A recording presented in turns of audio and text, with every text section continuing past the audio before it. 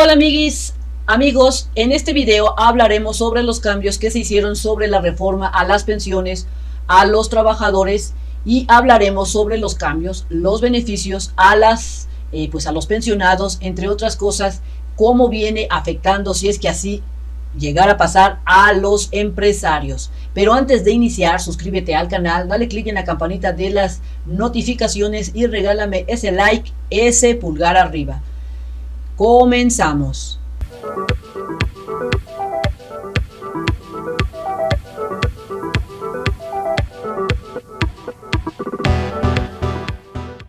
¿Qué recibirán los trabajadores en su cuenta individual cada mes después del periodo de transición?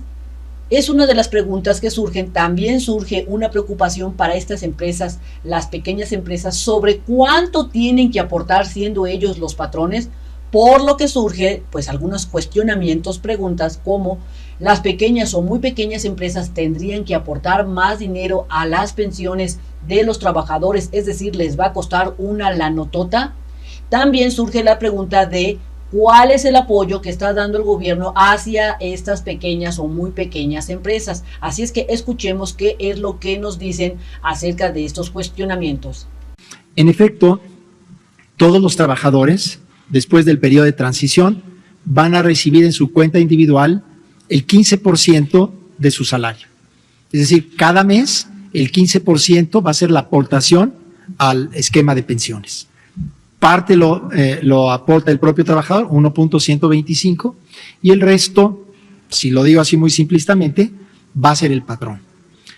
Esto lleva a la idea de los costos laborales van a aumentar, sí, pero en particular las pequeñas y medianas empresas, que son quienes han expresado preocupación por esta reforma, de parte nuestra no ha quedado del todo explicado. Entonces, si pensamos un cuadrado donde la base es lo que aporta el trabajador, 1.125, y el techo es lo que aporta el patrón, ¿no?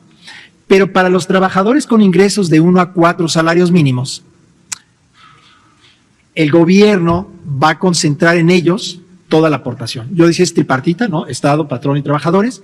Los trabajadores no van a modificar su aportación, los patrones van a aumentar su aportación, pero de 4 salarios en adelante van a hacer todo el impacto. De 1 a 4 salarios es donde se va a concentrar la aportación del gobierno. De manera que para trabajadores que ganan un solo salario mínimo, el patrón no va a hacer ningún esfuerzo adicional. Esa diferencia la llena el gobierno. Para 2, el patrón hace un pequeño esfuerzo y el gobierno pone la diferencia para llegar al 15%, 3, 4 y ya después de 4 sí lo pone todo el patrón. Bueno, como decía, el gobierno entonces concentra su apoyo en los trabajadores de 1 a 4 salarios mínimos. En el Seguro Social, este núcleo de población de trabajadores de 1 a 4 salarios mínimos representa alrededor del 68% de los trabajadores. Quiere decir que el gobierno hace un esfuerzo particularmente con los trabajadores de menos ingresos, pero que hasta 4 salarios mínimos estamos hablando de la gran mayoría de los trabajadores. Visto ahora desde la perspectiva de los patrones, quiere decir que la contratación de trabajadores de 1 a 4 salarios mínimos, 100% en un salario y 0 a partir de 4, el patrón no hace un esfuerzo adicional y por lo tanto esta reforma no deberá impactar de la misma manera a las empresas que contratan a trabajadores de bajos ingresos que lo que sí corresponde a las empresas de altos ingresos. Esto es importante señalarlo porque la gran mayoría de las pymes, y las MIPYMES no se diga, en su nómina normalmente tienen trabajadores de menos de 4 salarios mínimos. De manera que esta reforma sí toma en cuenta la situación de las pymes y al incorporar ahí el esfuerzo del gobierno hace, pues yo diría, menos oneroso y de hecho para un trabajador de un salario mínimo no tiene ningún impacto adicional. Entonces, sí hay una consideración especial para las pymes. Entonces, se puede decir que sí existe una propuesta del sector empresarial con esta nueva reforma. Escuchemos. Y la propuesta del propio sector empresarial de ir adelante con una reforma donde el costo lo asumen ellos es reflejo también de que el patrón entiende que en lo individual y en lo colectivo el patrón tiene un beneficio de que su trabajador tenga la cobertura de la seguridad social. Ahora se hablará sobre estos super mega beneficios o beneficios que trae esta reforma para los pensionados y también a los trabajadores, tales beneficios como que se reconoce a los beneficiarios que sean inscritos de forma legal, es decir, ahora serán reconocidos todas aquellas personas que el trabajador considere como beneficiarios y que si este pensionado deja, pues se pierde la vida, estas personas que son beneficiarios que seguirían recibiendo su pensión, pero recuerda que deben de ser inscritos de manera legal ante el IMSS o ante el ISSSTE. Otro de los beneficios que escucharemos es que si no es reclamada la pensión después de 10 años, no preinscribe, es decir, no se pierde esta pensión. Recordaremos que antiguamente o actualmente, antes de la firma de este convenio, si pasaban 10 años y no se reclamaba este beneficio de la pensión, esta prácticamente se perdía. Ahora con esta reforma ya no se pierde la pensión y también se hablará sobre otros beneficios que ahora el IMSS y el ISSSTE reconoce a las semanas trabajadas, estas semanas trabajadas en ambas dependencias, y así la suma de ambas semanas, tanto que hayas trabajado en el régimen del IMSS o en el ISSSTE, se sumarán y será pues ahora sí como quien dice una misma suma, y a la hora de pensionarte no tendrías que estar trabajando más tiempo porque se sumarían tanto las semanas que hayas aportado ante el IMSS y ante el ISSSTE. Escuchemos qué es lo que nos dicen. Que esta reforma procura aumentar la pensión y aumentar el acceso a la pensión. ¿Cómo se aumenta la pensión?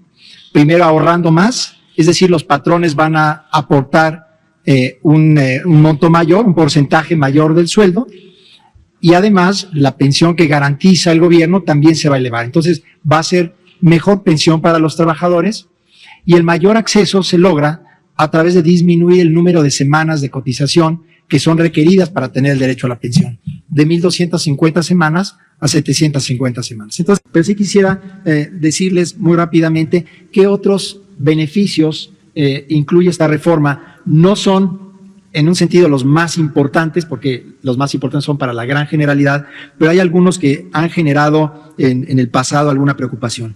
Por ejemplo, cuando el trabajador pensionado o todavía en activo fallece y los recursos que quedan dentro de la Afore no se distribuyen automáticamente conforme lo establece la Ley Federal del Trabajo.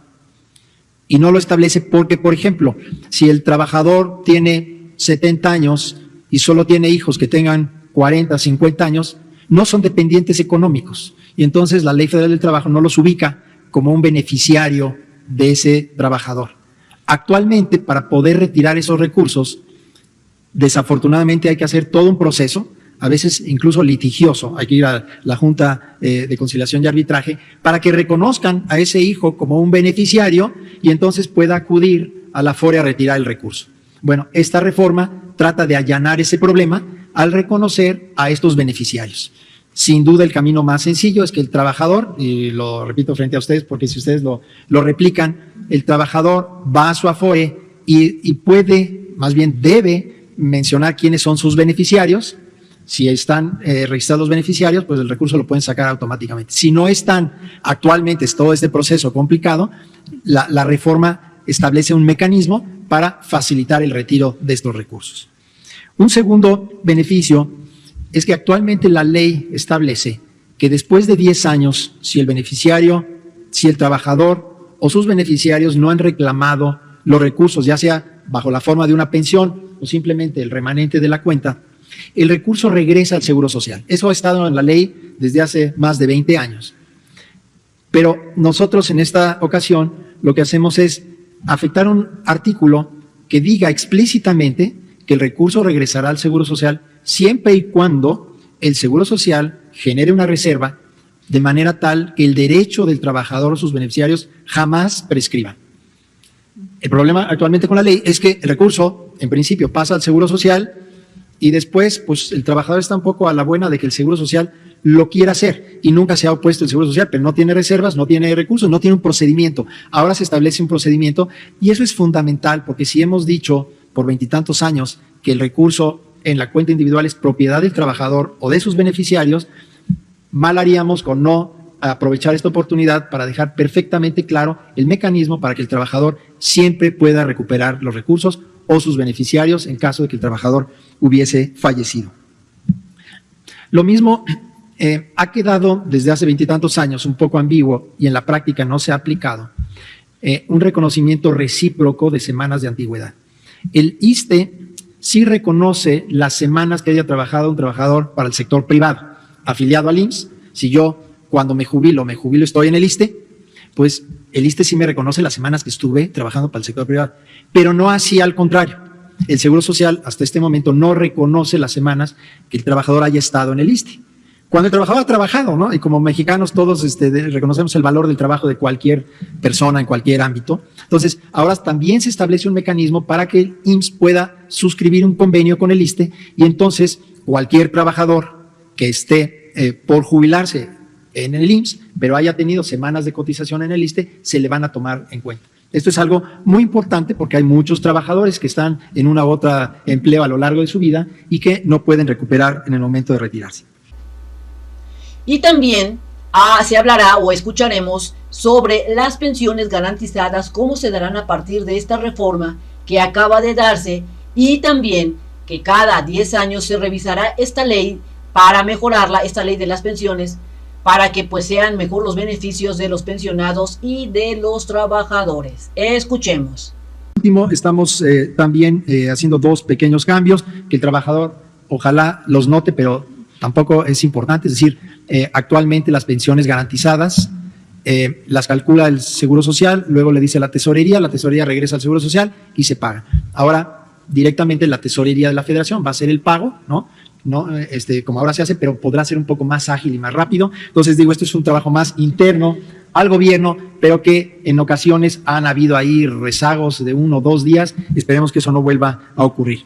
Y por último, el proyecto de ley establece que cada 10 años se va a revisar la pertinencia de hacer una nueva revisión con 2 condiciones muy importantes. Una es, el texto creo que dice, cuidando la justicia social, es decir, de ninguna manera pensar que dentro de 10 años se vayan a disminuir los beneficios. En todo caso, que se vayan a incrementar, pero se incrementen sujeto a la segunda condición, es que haya viabilidad financiera. Es decir, que el gobierno pueda hacer frente a la garantía que ofrece, que las empresas puedan seguir pagando, pero que si se dan condiciones favorables, por ejemplo, que el nivel salarial promedio de la economía crezca un poco más rápidamente de lo que están ahí los planes, que los trabajadores en una proporción mayor estén afiliados a la seguridad social, pues habrá recursos para dar un beneficio todavía mayor. Entonces, sujeto a estos dos, y no tendremos que esperar 23 años, como sucede ahora, para hacer una revisión del texto.